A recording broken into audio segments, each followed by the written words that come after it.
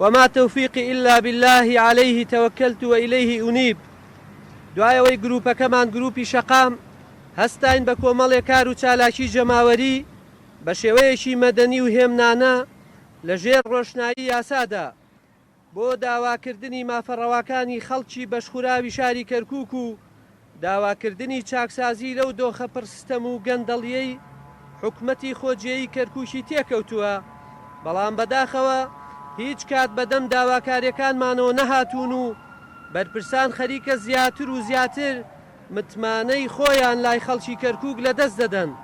هەر بۆیە بە ناوی خەڵکی ستەم لێکراوی شاری کەرکووکەوە بە هەموو چین و توێژ و زمان و دینێکەوە داوا لە هەر سێ سەرۆکایەتیەکەی عێراق دەکەین، هەر یەک لە فەخامەتی سەرۆکی کۆماری عێراق دکتۆر بەرهەم ئەحمەد ساڵح و سەرۆکی ئەنجومەنی نوێنەران محەممەد الحەلبوسی و سەرۆکی ئەنجومەنی وەزیران مستەفە الکاظمی دەکەین بە زووترین کات بێنە سەرخەت و بە شێوەیەکی مەیدانی سەردانی شاری کەرکووک بکەن و سنوورێکدانن بۆ ئەم هەموو ستەم و نادادیەی بەرامبەر خەڵکی شاری کەرکووک دەکرێ.